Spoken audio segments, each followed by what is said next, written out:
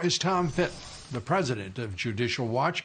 His new book, A Republic Under Assault, The Left's Ongoing Attack on American Freedom, available for pre-order. We recommend it to you highly. Tom, let's start with Sidney Powell's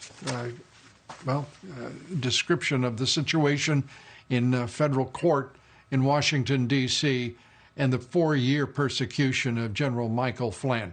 It goes beyond Emmett Sullivan, though, doesn't it? Because the D.C. Court of Appeals have basically affirmed his departure from all norms of both federal procedure and decency.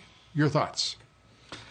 Well, I agree, and I think Sidney Powell and General Flynn are right to suggest that Judge Sullivan has the appearance of bias so great that it would require his recusal. I doubt he'll recuse himself, but at least she put it all on the record. And as you point out, he has been backed up in significant measure by other liberals in the D.C. circuit. And, you know, Obamagate isn't over, Lou.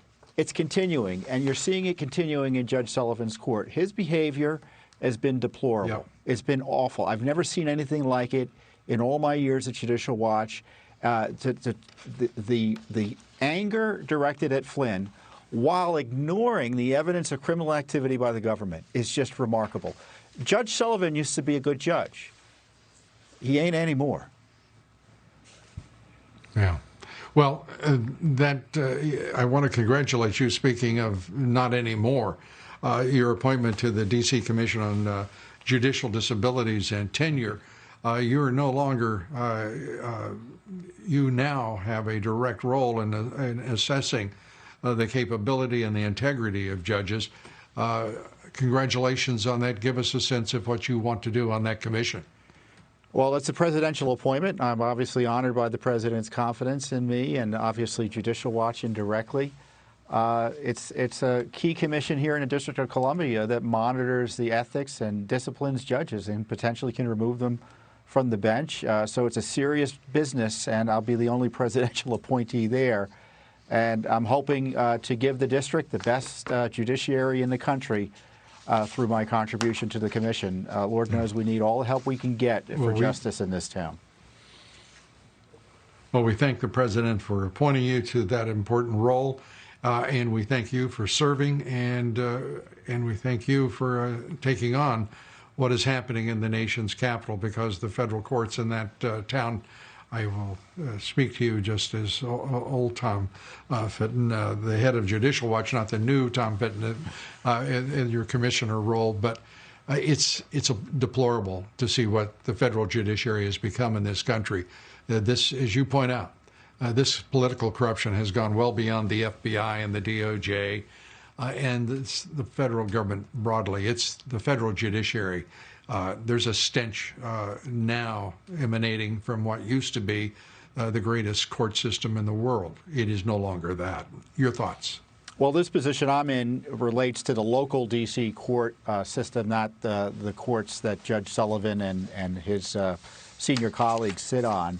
But the politicized judiciary, when it comes to President Trump, has really undermined. It's not just Judge Sullivan. There are other judges throughout the country who throw out the rule of law and change the rules simply because it looks like it's President Trump.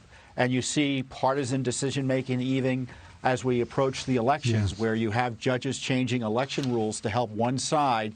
And thankfully, the Supreme Court is stepping in now and again to correct it.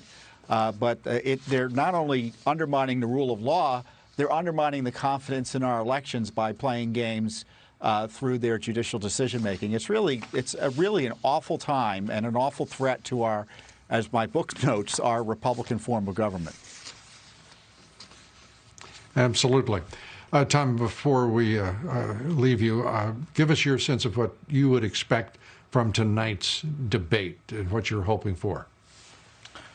Well, I'm hoping Vice President Pence and and the moderators and Senator Harris talk about the current corruption scandal embroiling Joe Biden, embroiling the Obama administration that's victimized President Trump. Are they both? If Harris were honest on this issue, she'd be as outraged about it as we are. We're all supposed to be against abusing the FBI, abusing the CIA to spy on innocents. And that's what they did against President Trump. And it's shameful that one political party doesn't care about it. And it's frankly frightening because none of them have been put in jail or significantly prosecuted for what they've done. And is it going to happen again, or is it going to continue with new targets? Yeah. That fact that you referenced concerns me deeply. Not only the political corruption and the hate that is the Democratic Party, but also the deference and the passivity of the Republicans, and the deference is, of course, to the establishment, Wall Street, and the corporate America. Tom Fitton, thanks for being with us, and I guess that we should say right there, thank God that President Trump is leading this nation.